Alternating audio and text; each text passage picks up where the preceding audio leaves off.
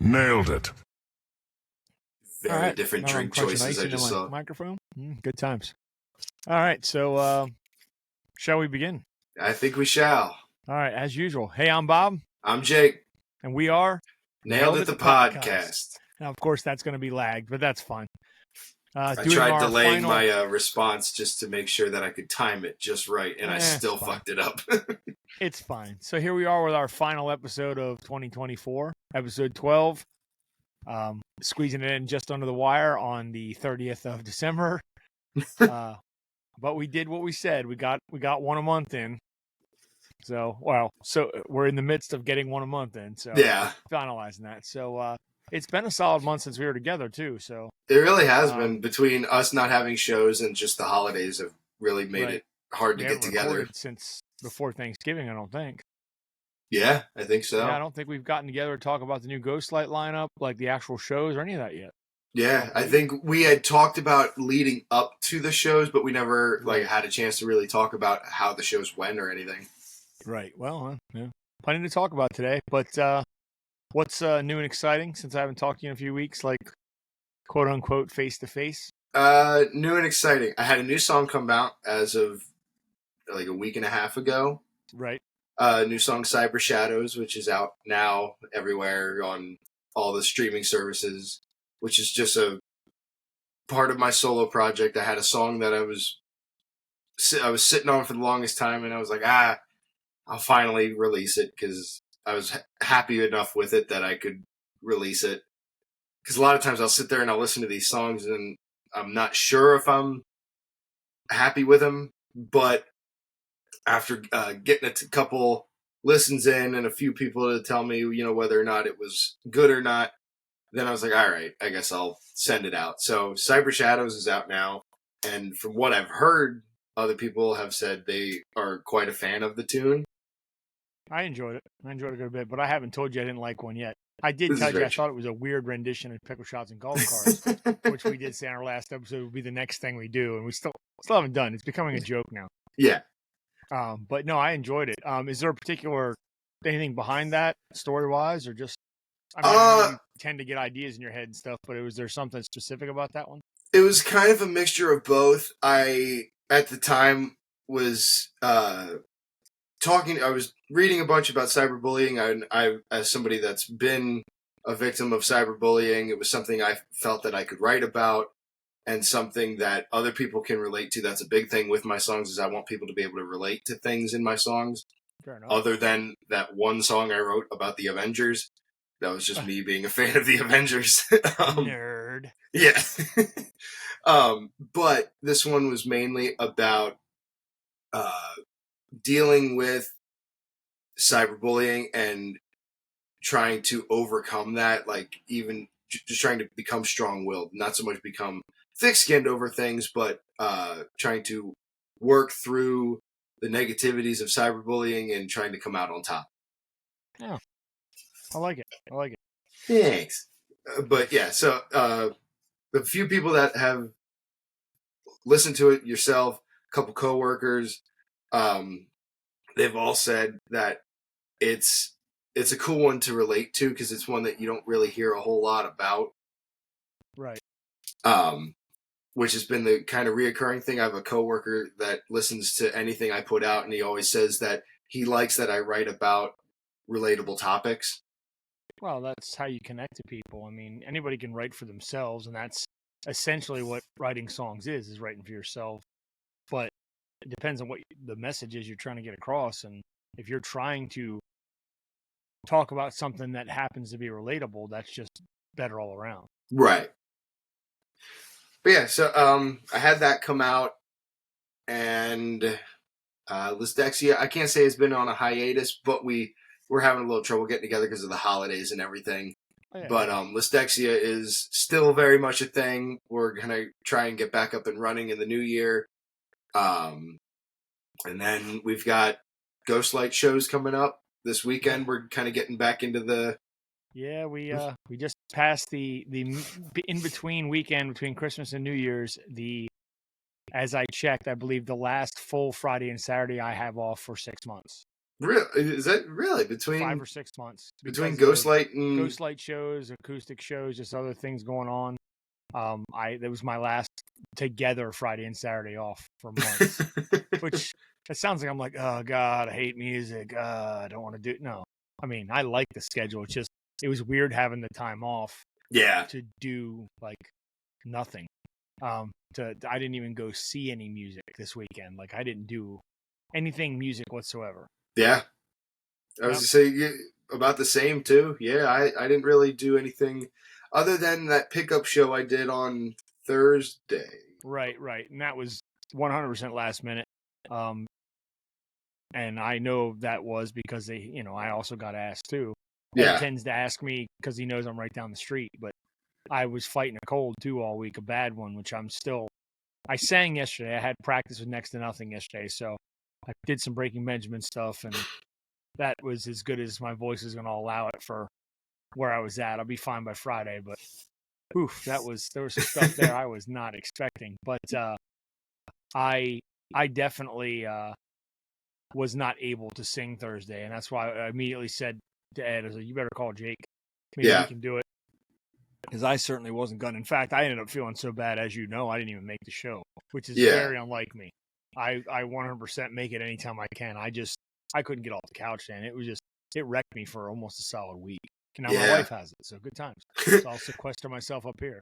Yeah, that show was actually a lot of fun. For as many times as I've played at TI's, that show was a lot of fun. There was a lot of people that were really into it.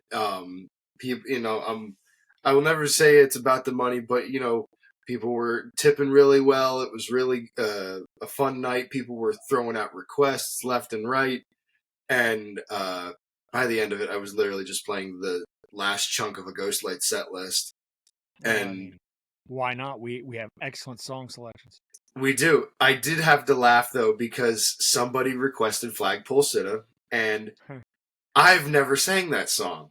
Even in the Oh, fill-in shows that I've done for you, we didn't do that one, and so I've never sang that song. And thank God for that iPad. I was sight reading those lyrics as best I could. I think I flubbed up one or two lyrics, but yeah, people flagpole. were so into it, jumping around, hands in the air. It was so fun. Oh man, now I'm kind of bummed that I was too ill to leave the house. There was a lady, I wish I remembered her name. She hosts the open mic nights there. Okay. And she came up and it was really neat how it went about. I was playing the chain and I played first verse and I'm in the middle of the chorus and she walks up as I'm singing and she kind of whispered and she's like, "Can I do the second verse?" I was like, "Sure." And so I just kind of stepped to the side and she nailed it. It was awesome. Yeah, there's sometimes you get gigs like that. You just have a good time, and there's a right vibe in the room, and I'm glad that worked out, especially because how last minute it was. And it's the TI. It's not like, and not to make us sound like no one gives a damn, but you and I both know weekday gigs, we could promote them for months. We're not necessarily going to get anybody out, Yeah. unless there's people in the room. So when there is people out on a weeknight, man, that's kind of boss, actually, kind of nice. So That's the I'm glad it was good for you. that's the second or third time that when I play there, I'll get a couple people that really just make the night. Uh, Right. because there was that time you and Jen came out, and remember there was that birthday group that showed up and they Yep. wanted Bon Jovi, and turns out the guy's name his name was Jake and it was his birthday. Sometimes the random is the best way it goes. I had a guy. It was the last time I had played there, and this guy came out and he said, "Do you know how to play Twist and Shout by the Beatles?" I was like, "Of course I know how to play Twist and Shout." He goes, "Can I sing it?" I said, "Sure." So we're playing, and it dude was nailing it, and like he could sing too. And he goes, "Just keep doing this," and then he mashed it up with La Bamba flawlessly. Like this dude had to have practiced this, Right. and just so happened to find someone that could play it. And oh my god, you would have thought The we stars rehearsed align. this. It was so good. That's great. Well, that's the kind of stuff that makes it fun. I mean, at the Yeah, end of the day, as much as we both like playing and would love to, that's the only thing we do. It's not the only thing we do. So you want the shows to be fun. Yeah. Like, you don't want to just sit there with nobody paying attention, because that's, I mean, we're all, I mean, that's my opinion anyway. I mean, we're all different. Clearly, our solo gigs are different than when we play together, too. There's Yeah. no dynamic. There's no other people. So if you have people interacting, I mean, how can that not be a good time? Oh, Even if it's they're so bad, fun. at least they're interacting. Yeah. Oh my God. Yeah. I had that same show, or the one that I just played on Thursday. Had a few people show up, and oh my God, they made the night. It was 10 o'clock, and so I was done, or I was quote unquote done. Right. And I'm on the last song, and I'm like, all right, this is my last song for the night. And this guy goes, oh no, this can't be your last song, like, because they had showed up 2 songs prior. Well, that's, And he comes up, he chucks a couple bucks in the bucket, and he goes, can you play something 80s? And no, it was just, no, sir, warmed my heart. what is an 80s? I don't know that phrase. Yeah. So I gave him some Motley Crue, and then his wife was like, you gotta finish on a high note. Play Jimmy Buffett. On a high note? Yeah, it's like, Jimmy Buffett's your high note? Okay. So I gave him, Margaritaville, and then by the end of it, I was like, okay, I need to go home. I have like an hour drive home. Yeah. Still, good times are good times. Oh right? yeah, I mean, it was good times. At least it made it enjoyable. That's cool. That's cool. Yeah, I don't but have any cool stories like that because I didn't have any shows. I was gonna say, on the other end of things, what's been new on your end? Not a whole lot, man. I've been, laying low from the shows, just getting the Christmas thing down. I had a gig after our last Ghostlight show. I played an acoustic set at the Victory Club for the That's right. Yeah, Christmas party. I did an opening set for our buddies in Phys Ed, which in that iteration was just Ed Allison and Eric McNeil and Dave Heisey. Josh Wolpert couldn't make it. He shout out to Josh. His wife that day was in a car accident right in their front lawn. Her car was rolled over. The picture they sent me, you wouldn't have thought anybody walked away from it. She apparently had a fractured sternum, bumped up, but she was in the hospital, but fine. And I mean, as one could be, she was going to be okay. So Josh, Larry, last minute couldn't make it. Yeah. Which is fine. Obviously, they know how to do their thing, and that was fun because I ended up playing like a half an hour because till they got their sound set up, and I went on. It was a members club or the members party. I didn't care. Travis didn't care. You know what I mean? We just I was like, I'm just gonna play till my quarter of, so they can go on it too. I didn't start till probably quarter after, 20 after. And I played some songs and had a good time and drank some drinks I probably shouldn't have drank on a Sunday afternoon. And those guys killed it. And then the last set, I pretty much played the whole set with them because they told me to leave my stuff on stage, that sort of thing. Yeah, we had a good time. So that was fun. But that was the Sunday before Christmas. Then it just got into, and I could feel that day the cold as I was doing the songs with them towards the end. My voice started to give out. I was like, well, I'm getting a sore throat. Well, that turned into congestion and a terrible dry cough for 4 days and aches and man, it was just. But Christmas was good. Yeah. Got to see all the family. Did a bunch of run around. Got to see our buddy Marshall. Had to drop a gift off for him. He knew what it was, but I wrapped it anyway because I'm that kind of person. Oh yeah, absolutely. So got to see my family and her family and just kind of chilled. We had a little get together here at the house last Friday, which I know you're aware of. We don't live close enough to hang out anymore. It's like if we don't have shows, we can't see each other anymore. We have to do it on video. But that went really well. Packed house. I mean, the size of my kitchen. It was. Yeah. Out of the pictures that I saw, it was packed. It's packed. We had a good time. Had a couple Craft Haven people come up, and hell, even the one and only Egan showed up and did his first appearance at our house. Yeah, he came by, and it was a good time. Lots of interesting beers and good, good friends and jokes, and we had a good time. I got my guitars back from Austin. So, yeah. God, they're gorgeous. Can't wait to play both of them out this weekend. Now I can bring my old one as my backup because it's actually set. And just very little thing. Like I said, I ended up I had a practice yesterday afternoon with the guys in Next to Nothing, only because we are adamant and we are going to play the new Breaking Benjamin tune this Friday. Yeah. So, but we needed to practice it. That wasn't one of those that we could dig out from the set list that we've been playing all these years and just say, yeah, we'll practice them at home. Because we can do that with pretty much any one of their songs. But that one we need to go over, and it went pretty well yesterday. So we're gonna go ahead and give it a shot this week. That's my show Friday at Love Drafts, the tribute to Butt Rock Festival. I didn't name it, folks, but it fits. It's the night starting out with a band called Superstar, their Saliva tribute, and then followed up by the guys in Lives Lost, our local area band. They're doing a Hoobastank Great set. dudes. And then my band Next to Nothing's doing our Breaking Benjamin set.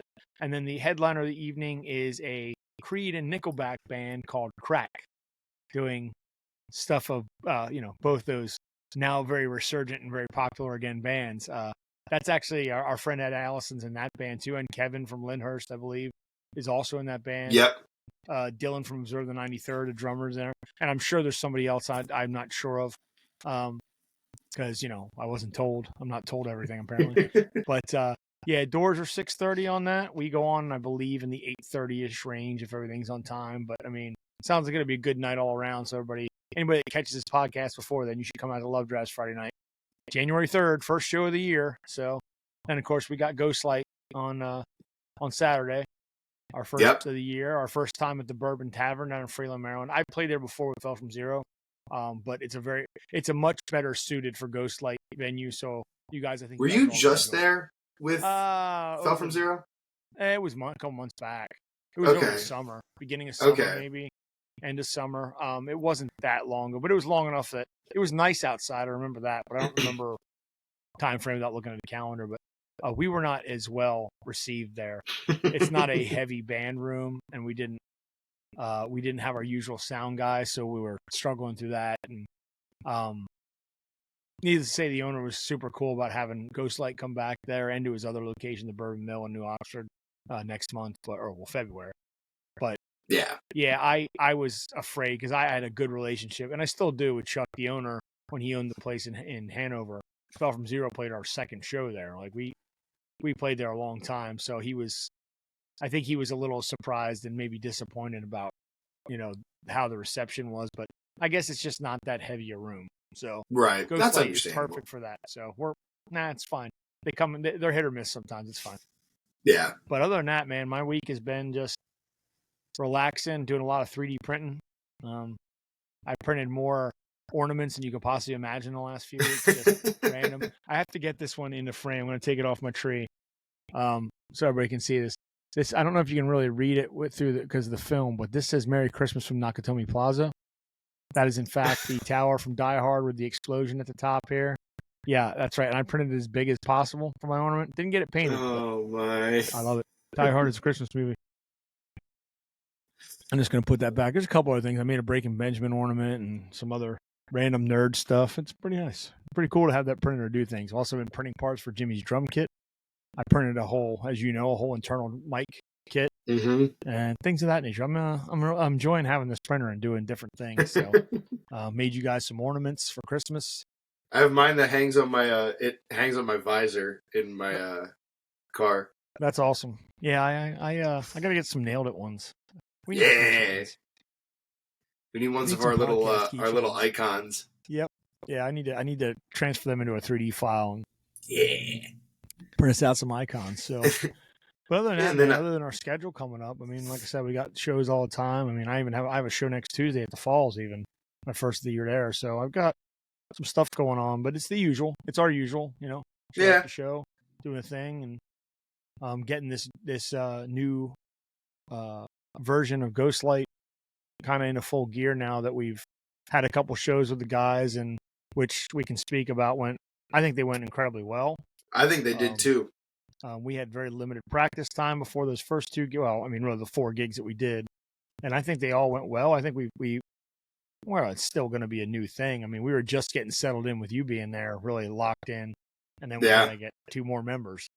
But I think the future's looking bright for Ghostlight. I think we're still the band people want to see, and I think the ability that we now have to change up songs and add in, different types of things that we maybe wouldn't have done with Andy and Doug, and Dave's ability to sing. Once we get Jimmy settled into what he's playing and he gets to sing some backups, which I can't say enough good things about. I have for years about how much I love singing with Jimmy. And then I was reminded of that yesterday at the Next to Nothing practice. Like, even he's still a little under the weather. Like just when he's locked in, and he and I are locked in from years of singing together, man.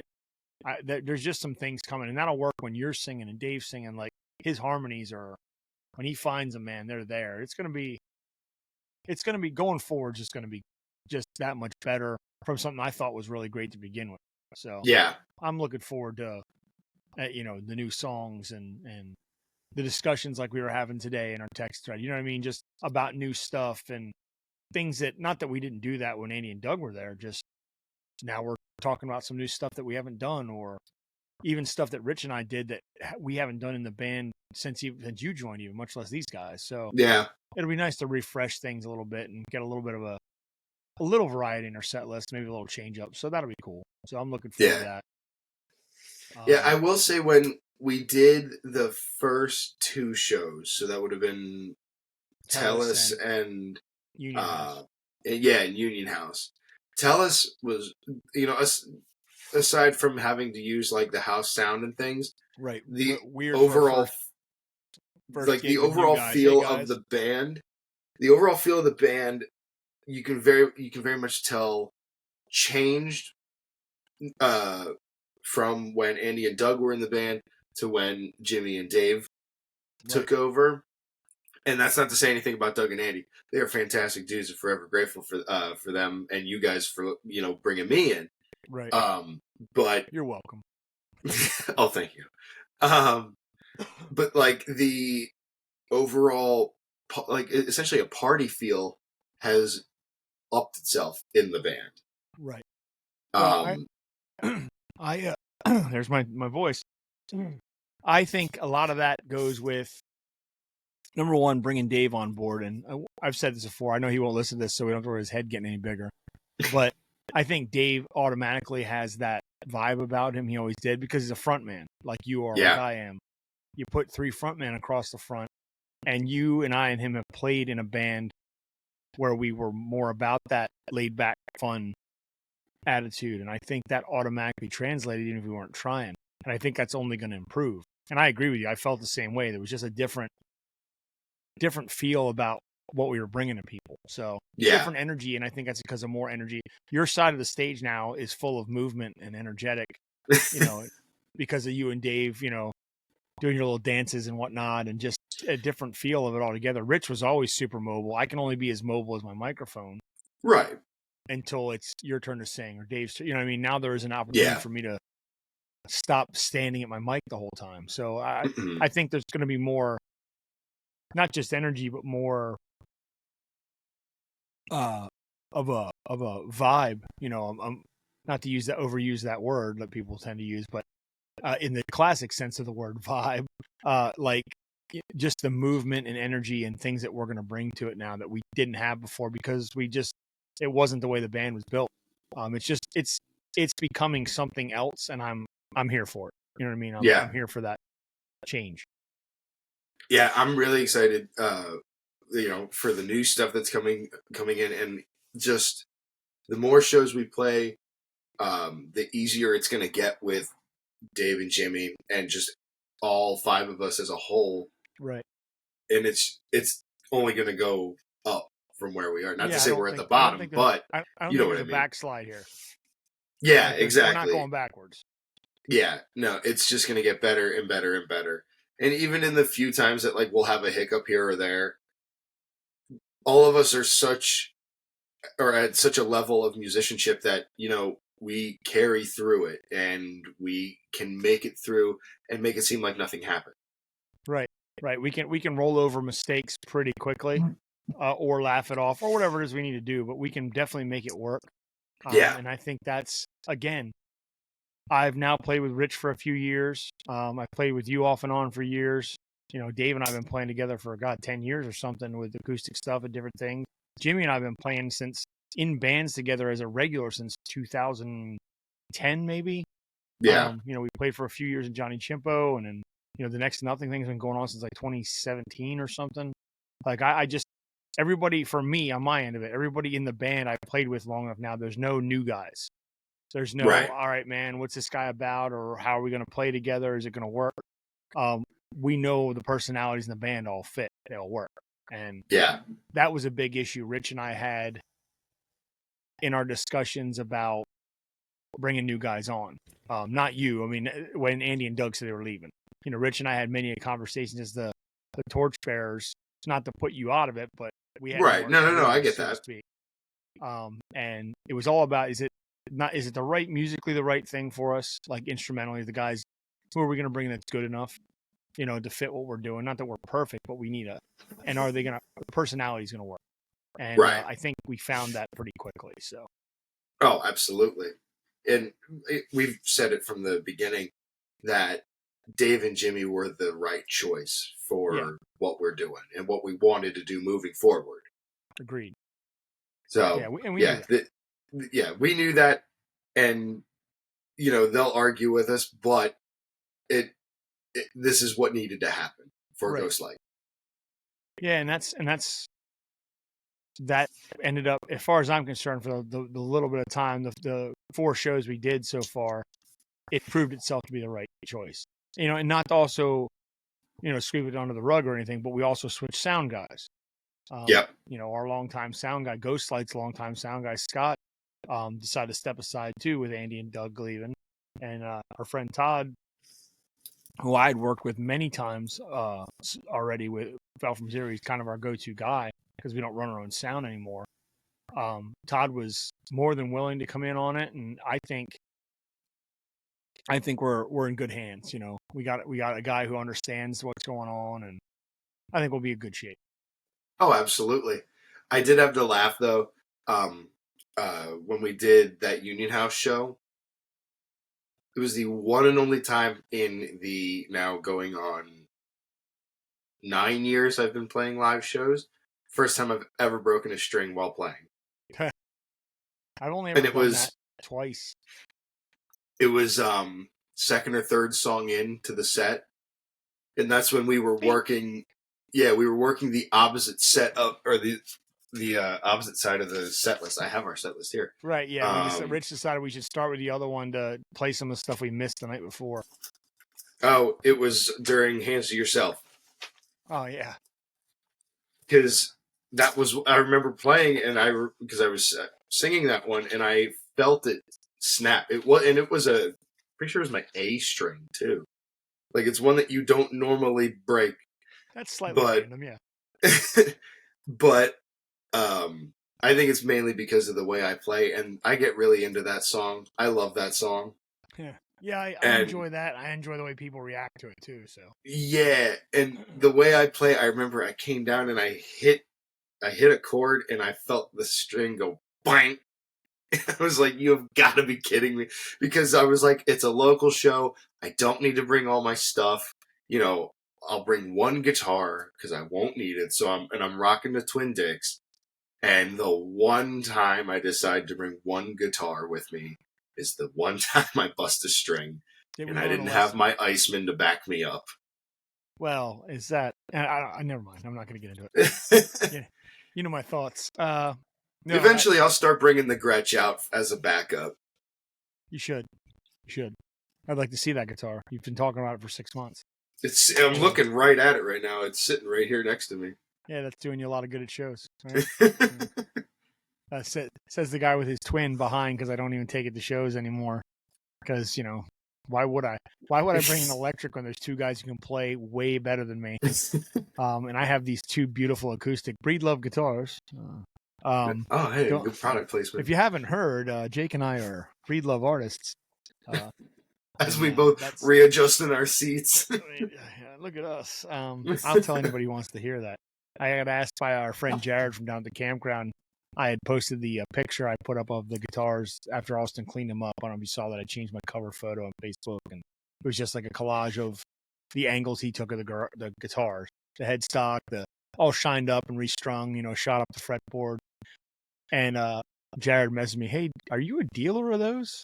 I'm like, "No." I said, "What? No, I'm sponsored, and I that's what I play." I said, "Why? Who do you know somebody that's looking for one?" He goes, "Yeah, maybe me."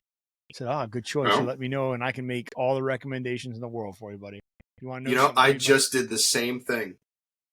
I have my cousin who I played with in Transylvania. Right. he texted me out of the blue, and he's like, "Hey, looking for a fairly affordable 12 string." And I said, "All right, well, what's fairly affordable?" He shot me his budget, and so I found one on Z Sounds. I found him a Breedlove 12 string, and it was within his price range. And I sent it to him. I was like, "This is what you need."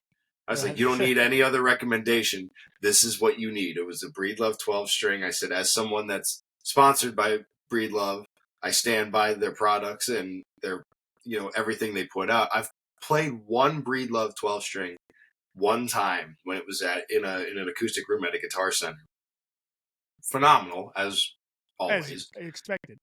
Yeah. But yeah, I sent that to him, and he's like, "Sweet, thanks. I'm buying it tomorrow." Well, that's I will stand by any of their stuff, even the stuff I've never played, because what I have played is just proven quality. I mean, it just is. So Oh yeah, I'm not gonna. Something would have to go very wrong for me to, change my attitude about that. So absolutely. Yeah. And not that I'll never play another kind of guitar again, or even another acoustic again, or anything. Those are my jams, and I don't even have. One of these days in the future, when I'm not drowning in debt like most Americans, I'm going to buy a USA made one. Yeah. I'm going to buy one made in Oregon. I just know picking one up, and I've never played one, but I guarantee picking it up, it's going to be like the sounds of heaven Oh my compared God, to the yeah. ones I have. And that one I just got sounds so much nicer than my old one. And I think my old one still sounds amazing. So your new one, is that one like mine? I don't know what your. I mean, they're both concert models. I don't know particularly which one yours. Mine's a Tiger's Eye. Is the finish, the wood finish, and it's an African mahogany. Both double African mahogany. So it's the body and the neck are all mahogany, or the fretboard. I forgot how. I think mine is the double African mahogany, but I don't remember like the model or whatever. I mean, essentially in a certain price range, they're all depending on what wood they are. If yours is both mahogany on both sides, then it's going to essentially do the same thing as mine. Although I think yours is like a tier up from mine, if I remember right. Okay. And I'm just basing that on. I don't know your model number. I'm basing that on your cost. Yeah. What you paid for it before we were, discounted artists. Yeah. It's still higher than what mine would have been retail. So I believe you're next tier up. Okay. At the end of the day, wood's wood. Yeah. There's just extras that go into it as you get into higher tiers. You don't get the laminate top on. You start getting the real wood top or things of that nature. But yeah, I'd love to buy one of the Oregon made ones, but I'm not sitting on $3-4 grand for an acoustic. That's fair. At our price. Like, yeah, that's I one day I'll sell all these tchotchkes behind me, and I'll buy a nice acoustic guitar. There's nothing in this room that's worth that except that Twin Dix, and I ain't ever selling that. Not a million years. So, but hey, I'm happy. I'm very happy with what I have, and they've been good. The customer service when I ordered mine, because there's a lot of people that are sketchy about ordering guitars online. I've always heard horror stories, even ordering from the factory. Yep. And they were so easy to deal with. The girl that initially set us up on the program is the one I just emailed about it, and she set it up, got it done. It was very smooth. I got the thing within a week. It's something special, man. If I had it in front of me right now, I'd be playing it, just noodling on it while we were talking. It's just it's so nice. So yeah, that's one of the coolest things that in 2024 that I think happened to me as far as music goes, was that happening. Just reaching out to them and having them be like, "Yeah, man, you're the guy. You fit right in with our people." And that's why I told you do the same thing. Yeah. And they are just so easy to work with. It sounds almost too easy. In my day, there we go, old man Patterson. Back in the day, to get a guitar sponsorship, man, you had to be playing 300 shows a year and be like some sort of. You had to essentially be somebody, like be a big somebody. Or you had to be just even if you weren't big, even if you were just a touring cover artist, which back in the day you could do that. You could play 5 nights a week on covers. You had to be an exceptional guitar player to get a guitar company to look at. And I'm not an exceptional guitar player by any stretch, but I do believe in their product, and I think that came through. I think I showed that I do enough for them to be behind it. So I'm good with that. I'm gonna never do anything to ruin that. I can tell you that. Oh yeah, same. Like likewise, you and I have done so many acoustic things together. I've done so many acoustic solo things together that to me they've seen something that I can benefit, or that they can benefit from me by having me as one of their sponsored artists. And it's neat to have a duo that does that as a like Breed Love sponsored duo. Right. And then carries over. Not that you're playing yours at shows, but it carries over into our full band shows, and it's something we are like legally allowed to put that all over our merchandise, or not our merchandise, but our promotional stuff, because we are Breed Love. It's nice to have that in the pocket, so to speak, to be able to open a conversation about their guitars. And like I said, Jared asking me when he's ready to buy one, if he wants and you did it for your cousin, if they're ready to buy one and they need advice, we are more than capable, and honestly very we're allowed to, you know what I mean, for lack of a better term. You know what I mean? I'm sure they want us to be brand ambassadors. It's really what we are. So that's cool. Yeah, it's very cool. And coming from somebody that like I was sponsored by a different guitar company at one point, guitar company that shall remain nameless. Yeah, let it go. It's like die. It's like night and day to see what I would call a genuine, legit guitar company will do for their sponsored artists versus one that thinks that they can do something. I agree, and that's cool. And we could turn this into an entire episode about Breed Love guitars. I'll start getting diagrams out, talk about X-bracing. We're not gonna, but I mean that's been a big thing. And in this last month, that was a big thing for me because I got my new one. So, which I'd been waiting to find out exactly which one I wanted to get, and I went with, that's definitely the one I wanted, and I'm glad. And I love that the guitars, you can see a picture of them online, but the finish is always, the wood grain's always a little different. Yeah. So you're never going to get the guitar you see online. I love the uniqueness of it. There's no two alike because wood, that's not how wood works. Right. So yeah, I'm pretty happy with the whole thing, the way it turned out. So that's super on my mind. So I wanted to bring up, you and I have had some discussions. We did last episode, but we had discussed a little bit about some changes we think we want to make. Yeah. Going into next year. We discussed a little bit about some episode stuff or structure stuff, but we talked a little, once off on, just through a text about some ideas you had. And I think that's worth discussing on air, even for people to know what's coming. Like we had spoke last episode about maybe throwing in an extra episode here and there. Maybe if it's just you or me hopping on like this. Hey, Jake's not available today, or hey, Bob's not around, but I had some thoughts, or hey, here's a little half a song I wanted you guys to hear. And I think we can expand how often we don't do this enough. The one thing I hear from everybody that listens to podcasts, or once again, we can't go one episode without mentioning Dave Gates and the Solo Musician Podcast. Dave has said many times, you guys don't do it enough. Like, you guys have a good thing going here, and you guys do it barely once a month. Which, I agree. I wish we could do it more, and maybe that's something we need to. We've been very, hey man, you free this week? Maybe, or maybe we could do it this day. Maybe we need to legitimately have this is the day of the month or whatever, we get together. Yeah. Hey, the third Tuesday of every month, this is when we get, or whatever. Right. And that's something, I would love to have more content for people, And, absolutely. And doing little short videos. We have a TikTok, we have a Facebook. Like, there's no reason we couldn't be uploading stuff from time to time too. So, and clips from our shows, if we do them this way, we should. I also think we should push into maybe doing more. And you brought up maybe once in a while, but I think we should push into more doing, not necessarily live shows, although you mentioned we should do a live broadcast one time, just do a live sit down like this. Yeah.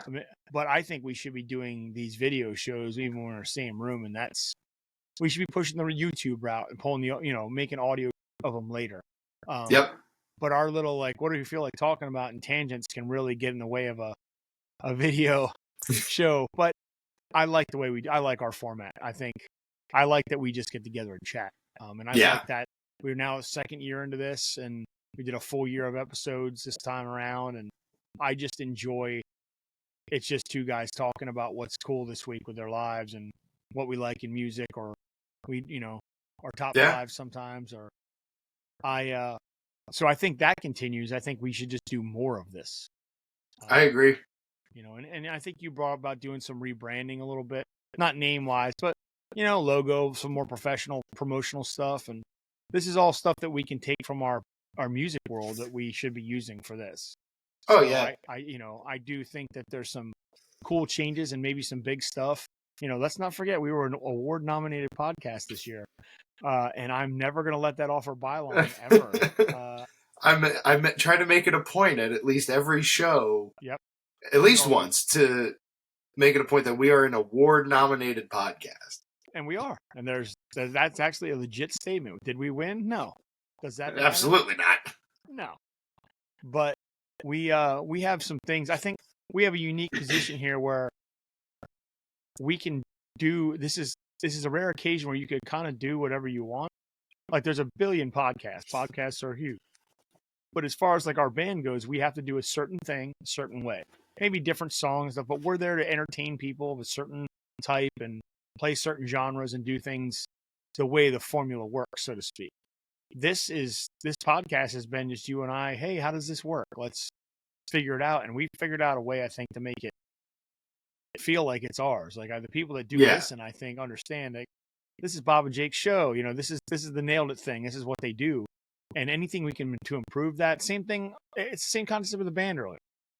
The right pieces make everything fit. We have the right pieces. We've had them.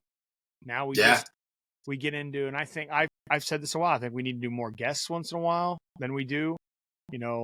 I'd be happy with a guest a month. That doesn't mean it's our only episode, but if we can pull that off, like Dave does, like Dave Gates does. He schedules a guest a week. He started doing that. 2 months into doing his episodes, like I'm gonna start having guests, and that's all he has.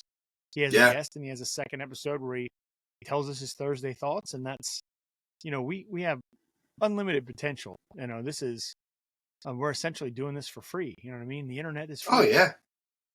So I like where things could be going and where we want them to go.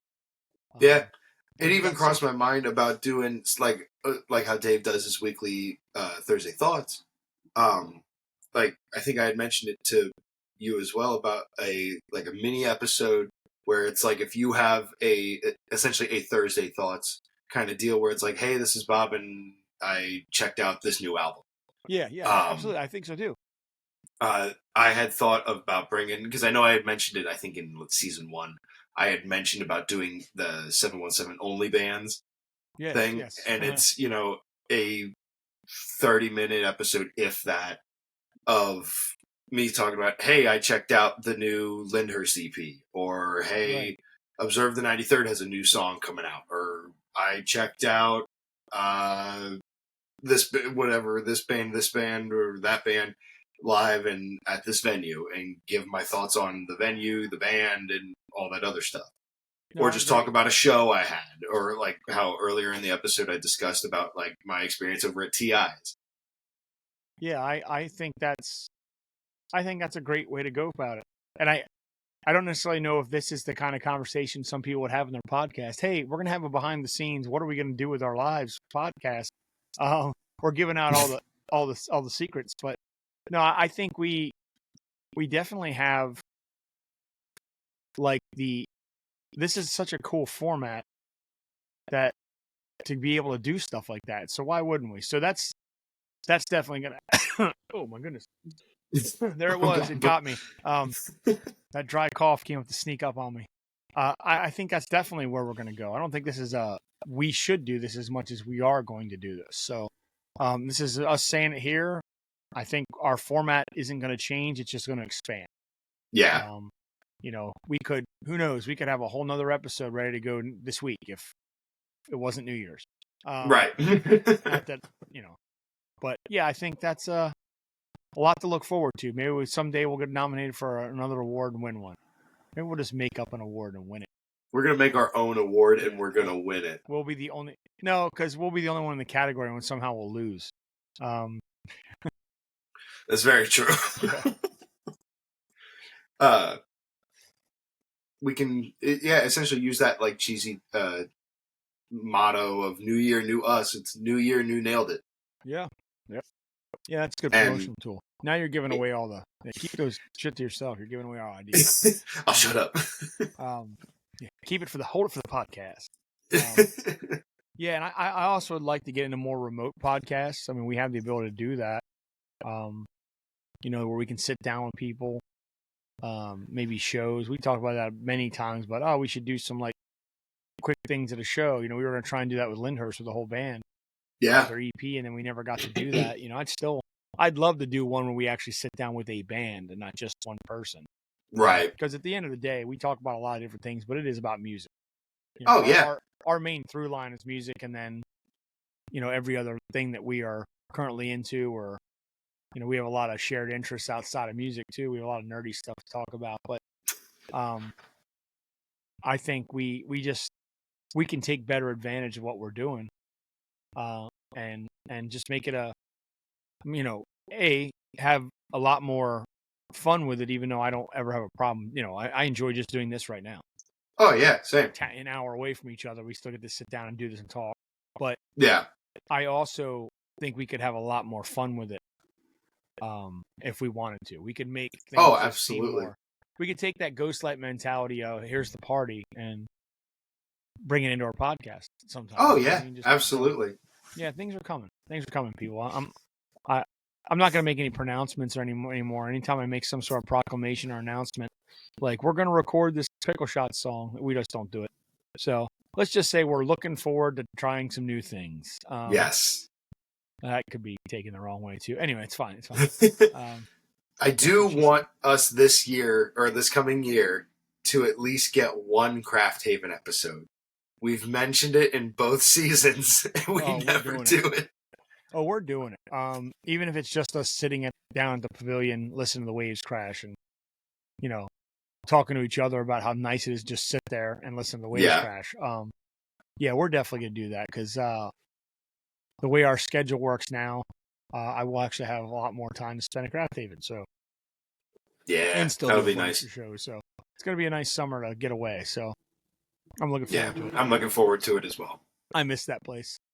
Did a so race do car I. Go by your house? Yes, it did. Yeah, I thought so. Either it was a 700-mile tractor trailer or a race car that drove your street.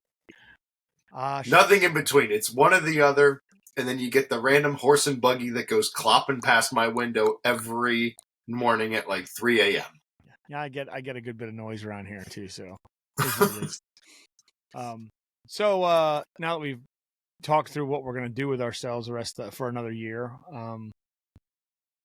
I completely am out of ideas of what I want to talk about tonight. There was a few things. I think most of it was about what was going on with Ghostlight and what's been going on with us. You got any plans for New Year's since we're a day away from New Year's Eve? I think I'm going up to Philly. I think I'm going up to Philly tomorrow. That sounds awful. Over to Delco for. No, I stand by what I said. That family is just the pits. No, I'm just kidding.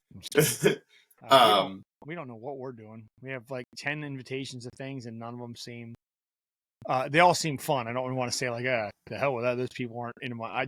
None of them are like, this is what we have to do. If I'm not playing a show, usually there's some party we need to go to. And this year is just like, I don't know. The amount of times people came up to me within the past couple of days asking if we were playing anywhere New Year's Eve has been insane. Like again, I've been playing live for 9 years now, right. And I have never been asked this many times, where am I playing on New Year's Eve? And it's weird because I'm not. Right. I'm not playing anywhere. I put my foot down about that before you even joined the band. Yeah. When I saw that it was a Tuesday night, I was like, guys, I don't think it's a great idea. I don't wanna. I don't want to do it. When it comes into a weekend and people have like the extra time off because of the holiday, people go out more. Last year was kind of a buzzkill for me. That was at Burning Bridge, right? Yeah, I mean, and it wasn't like the worst time I ever had on New Year's. The show, it just wasn't handled well, I don't think. And it just kind of took the wind out of our sails. I've had some really great New Year's on stage, and that wasn't one of them. And not because we didn't play well, it just wasn't a fun vibe. Right. And I I didn't want to repeat that, and I had a feeling they were just going to ask us. In fact, they aren't doing much this year. I noticed that the Burning Bridge is having an acoustic guy from 7 to 9, or 7 to 9, or 6 to 8, and they're closing at 9. Really? Yeah, they're not even staying open to the ball drop. Like, so I mean, a lot of places have become that way, I guess. So If I remember correctly, because I was at that show last year, right. and if I remember correctly, like the champagne toast was like poorly timed, and by the time everyone got their glasses, the ball had already dropped, and everyone kind of missed it. They had that problem where they gave all the regular staff off on New Year's Eve and had like the owner and like 2 other people running the bar, and it wasn't. And they even cut it down because it was ticket only. They didn't. They sold it. Told us it was sold out, but like half the room was empty. I remember that. Yeah. They didn't have enough staff to cover what was going on, and my wife pointed out every time the group of them would order a shot, they like specific the green tea shots they really like, and they ordered them 3 times that night. And every time they tasted different. Like they were like because they didn't have the regular staff on. It was very weird. And I understand from a business standpoint why they did it that way. It just didn't make for a good time. Yeah. So hey, I'm sure. Did you see my thing I shared on Facebook today about the New Year's Eve show? Yeah. Yeah, the one I've talked about numerous times. It just came up that the memory of the one advertisement that they made for it, I shared today. The ever famous Ted's Bar and Grill in Annville that used to be a Ted's. Now it's like some kind of Korean place. Amazing food. I highly recommend it. Don't know the name of it, but it was when that venue where they skipped out on or tried to skip out on paying me, and then I had to get in an altercation with the bartender because he wouldn't pay me at first, but he paid me. Well, at least it's a story you can tell. Yeah, I'm pretty sure that is the one and only time I played on New Year's Eve. And since then, I've not actively avoided, but haven't either booked that night or haven't been asked to play that night. Just it never really lined up then. I couldn't tell you how many New Year's I played over the years. I mean, I've been doing this long enough. I don't like to think about that because I've actually been playing out almost as long as you've been alive. I've been playing out since 2001. So, and in fact, I played a New Year. My first show was on Thanksgiving Eve in 2001, and I played New Year's that year. We were an opening band still then, but I played that New Year's Eve. So, I mean, from my very first year on stage, I played a New Year's Eve. So, I'm pretty sure if I did my math correctly, I was either 3 or 4. Exactly. That's my point. I have a couple years on you when it comes to New Year's Eve. Yeah. So, but I think New Year's it's a good time, but it's not what it used to be. And I don't know if that's just because I'm getting older, but I think it's a little bit of what goes on. Oh no, I fully agree because even in the past couple times that like I've gone out on a New Year's Eve and spent it at a bar or a casino or wherever, in the past 2-3 years it's been drastically different. And I think a lot of it is because people don't want to be out that late. Like they want to experience the ball drop and then everyone, Happy New Year, but then as soon as that ball drops, everyone wants to be in bed. Right. And so people want to just skip the quote unquote hassle of going out and being somewhere where they'll watch it on TV. The ball drops, great, click, good night, and then they go to bed. Yeah, and I started rolling to that early on in my the earlier mid years of me getting going on with bands is everybody starting to have kids. That too, my boy was old enough, it didn't matter, but a lot of our friends said, well, we can't go out, we got kids, we can't stay out till midnight, that kind of thing. With age, the scene changes, but I think the scene just changed. We used to know people that would throw epic New Year's parties. We didn't have to go to a bar. I didn't have to play. And even we're gonna have some people get together and sit around and play cards. Like, okay, that's not really great. My jam, but you guys know I go out every weekend, and I still like to actually go see music and do things when I'm not playing for the most part. So but that's me. That's my thing. I also don't have a problem with being at home on a Saturday night if I have one. Oh yeah, I did this, But as far as New Year's goes, you kind of want to have some fun with it. But I don't want it to be this just another Tuesday night either. So I'm sure we'll figure out something. right. I say yeah, and like I said, I'm going up to Delaware County. This past weekend, I was up in Pittsburgh. I saw for a that. little Have week. a good time. Little week. Oh yeah, it was a lot of fun. Going and just checking out. I don't get to talk to you anymore. You've written me off now. So unless we're at shows, so we don't get to hang out anymore. It's really sad. I'm a sad old man. Anyway. But yeah, we checked out a bunch of random stuff. Went out, checked out, cool places to eat. Museum of Illusions was pretty cool. Went and did all kinds of fun shit around town. Had to do the mandatory stand in front of the Steelers stadium while holding my Philadelphia hat. Oh yeah, well, I mean, because you're a Philadelphian. Yeah, I don't want to get into it, man. I don't want to have to. But no, that was a lot of fun. Well, yeah, that's true. But that's cool. I mean, it's cool to get to do stuff, have weekends off, and do stuff. Yeah. I should have mentioned this earlier. It's myself, Alex, and my brother-in-law, or not my brother-in-law, my sister-in-law and my brother.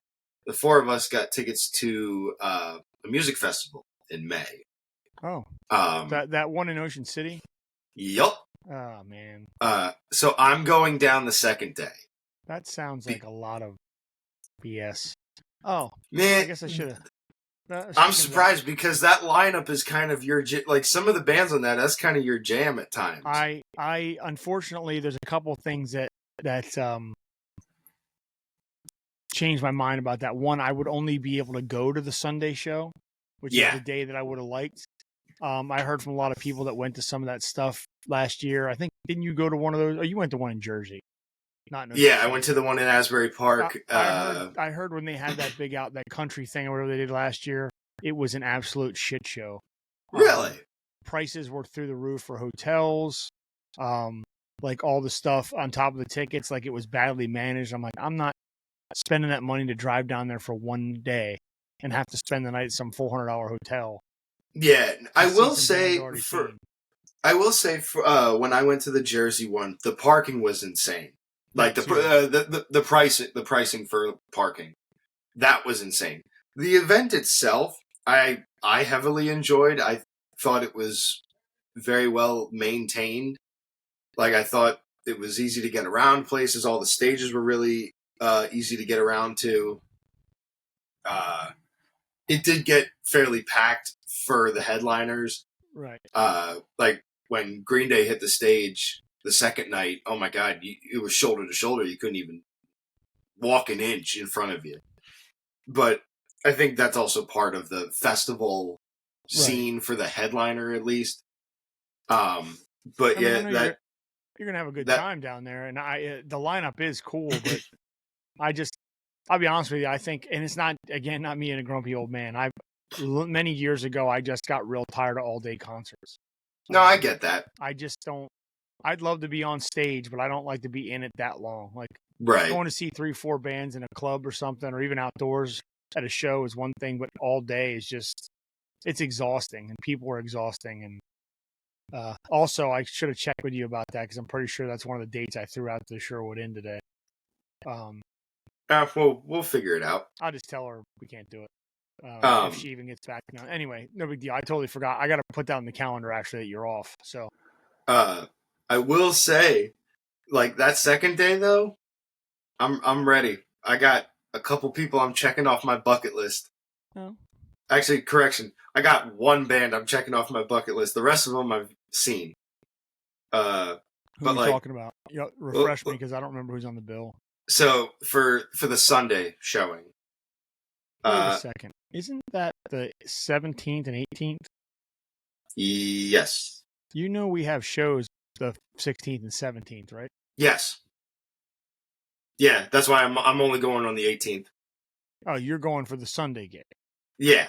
Okay. All right. I was going to say, wait a minute, didn't you say you're going for 2 days? Because you're going to miss a day.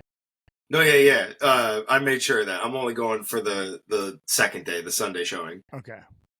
Uh, but yeah, that second day is a guy named Tim Montana. Not familiar. I checked him out. He's got some cool stuff.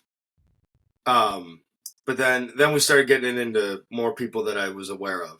So we got Saliva, Fuel, Blackstone Cherry, Dorothy, Crossfade, Candlebox, Oh man, you're killing me. Night Ranger, Brett Michaels doing his solo thing. 3 Doors Down. I hope someone bought me a ticket for Christmas. Jesus. 3 Doors Down. 3 Days Grace. Alice Cooper. Well, I mean, Shinedown and Nickelback. Okay, so Shinedown is literally the only one on there. I'm like, yeah, no, I would definitely pay for that. Because other ones that I wanted to see, I've seen. Yeah. And most of those I don't have any fucking care about. Jesus. Oh, but the day before is even better. For you. You got, starting it off, Kat Von D. Why? Trapped. Puddle of Mud. Oh my God! What? Everclear. That's okay. The Struts. They're actually pretty good. Flyleaf. I've seen them too, actually. If they're near as good as they were back in the day. Extreme. Chevelle. Oh, they're dope. God, they're so good.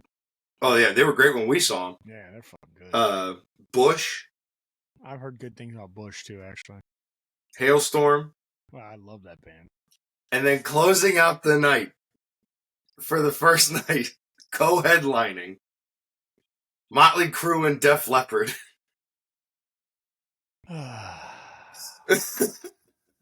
Okay, I have some thoughts. Please tell me. Def Leppard's fine. I understand. Just because I'm not a big fan, I get why people like Def Leppard. That's cool. Oh yeah. How is Motley Crue still getting shows? Your guess is as good as mine. They are visibly and audibly terrible every time they do a show, and everybody's like, "Oh man, it was so awesome."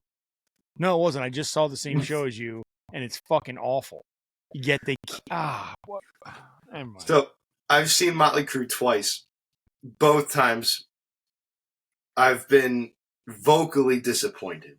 Yeah, well, I mean, they're not musically. I can't complain because they're backing tracks, but right. But they're not 80s Motley Crue. Like, they're not close. Not even and close. not only that, current lineup, their best member isn't even there anymore.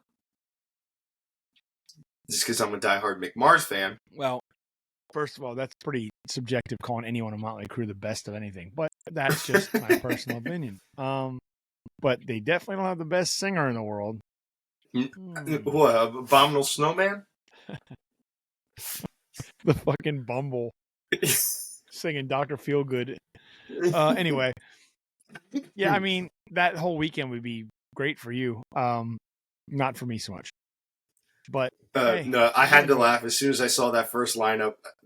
You were the first person I thought of. I was like, this sounds like Bob would hate it.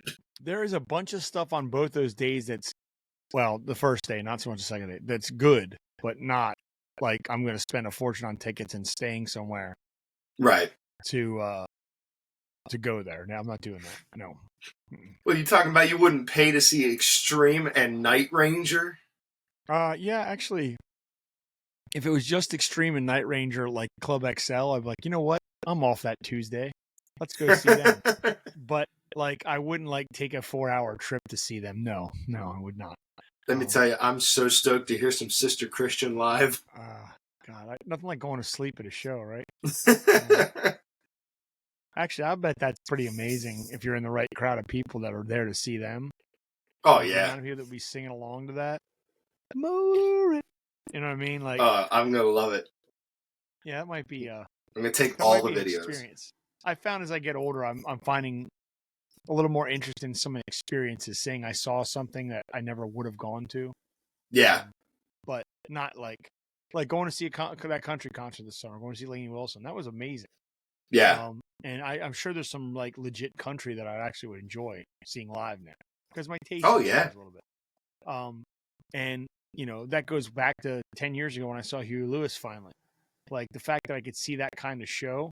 I mean, I really love the music too, but like to be, well, honestly, it's like the Ghostlight crowds now. People from, of all ages were there to see and have that good time. And it's neat to be in a different room than just the metal room all the time.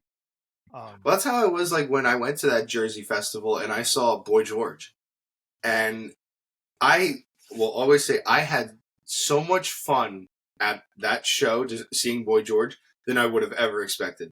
I did not expect to enjoy that show as much as I did. That's kind of how I felt when we went to the Ludacris show over the summer at the fair. I was like, this is something. I mean, let's just go because we can go or off. And it was so much fun because it was just a cool atmosphere. Everybody was just having a good time with this guy and all these hits he had. You know what I mean? Like nothing I probably would have thought about going to any other time. Like you just don't expect the good time that was. So I look forward. I like finding music that's fun too, but I also, as I said, probably previously on our podcast this year, and I've said to many people in the real world, I can't keep spending money on the same bands over and over. Right, that's fair. Concerts cost too much now, and there's too many bands I want to see, so we went on a tear in 2023, I guess, where we were going to concerts like a lot. We did go to quite a few. And unless it's like, again, I'm a big Breaking Benjamin guy, but unless it's Breaking Ben or Beartooth or something that like, I am about to pull the trigger on going to a Tuesday night to see Bullet for My Valentine in DC. Well, my wife's in South Carolina because they're going to be around when she's not home.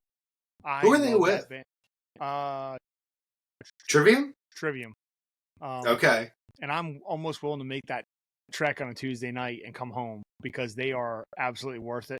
And I've only gotten to see them twice, and once wasn't awesome. It was at Freedom Hall there in Lancaster. And it was one of the first times they started doing shows there, and I don't think they were prepared for the way that room is. It's not meant to be a concert room. So it wasn't the greatest sound, but it was a great show. But I saw them at Rock Allegiance then a couple years later on one of the smaller stages. I mean, I was like right up at the front. And man, I love that band. Sometimes I forget how much I love that band. I mean, right here behind me, I'm thumb pointing at my signed CD and picture and the piece of one of their backdrop flags. Like I do the thing. I have one of their little emblems that came as a keychain, hang as an ornament on my tree. Like I love that band, but they don't come. COVID kept them from coming to the States for years, so I might go do that. That is a band I've seen before, but I haven't seen them in years, and I would go see them again. And obviously, as soon as Beartooth makes any announcement they're going to be anywhere near us again, I'm on it. So, I mean, absolutely. I legit looked into hotels and flights to go to that Columbus show. Did you? In January, I'm just like, that'd be cool. I'm not flying out there for the night. It's just I'm being ridiculous, but I do have some flight miles. Anyway, it's not the point. But yeah, so I mean, that's some cool stuff. There's going to be always live shows for us and local bands to check out and all things that we can do. And we got spring will be here soon, sir. May/April comes soon, and guess what opens up? The Haven. Well, we'll be down there next month. We have a Goose show next month. Oh yeah, that's right. We do have a Goose show. 24th, Friday the 24th, we're at the Goose. So so we'll spend a night down there. But we have a couple. I think we have another one in March. We have 2 or 3 in February, and maybe one in April. I think I booked 3 for us. I think so. Yeah. Winter, spring. So we don't get too far away from Northeast. At least once a month while it's cold. So I don't have much else. I don't know about you. No, I think that's pretty much it. I nailed the new song, upcoming dates, and all kinds of other fun shit. Yeah, I want to reflect back on our year, and I think we had a great year. I want to thank the people we had in this year, and made the second season stronger than the first. And we got a whole nother year, a whole nother season to go. More episodes. We will do more than 12. I know we will now. Oh yeah. And got a bright future for Nailed It the podcast. I think we got our 2 years of shaking it out, I think we're going to finally show people what we're made of, and we'll get 11 viewers instead of 10. Yeah. So our tens of viewers will go up to 20s of viewers. So Welcome aboard. Yeah. Oh my God. Could we get 3 digits one time? Nah. No way. We don't have that many likes on our Facebook, for God's sake. But I'm looking forward to the year coming. It'll be good. So yeah. But yeah, I got nothing else, man. Just go to ghostlightradioshow.com or deadmothermusic.com to find out where we're going to be. Obviously, Ghostlight has not only our shows, but any solo acoustic shows I do, you do, Dave does, our duo shows. deadmothermusic.com has my Fell From Zero gigs and anything, other that's related to any of our projects that isn't Ghostlight. Buy some merch. We got merch, people. Buy some merch. Yeah. We have some cool Ghostlight shirts. And I'd love to see more people wearing them. Support local music and whatnot. Get out there and do something. If it ain't us, let it be somebody. I'm getting pretty known for saying it, but without everybody coming to see shows and listening, we don't get to do it. So it's just 2 guys in their bedrooms talking on the internet.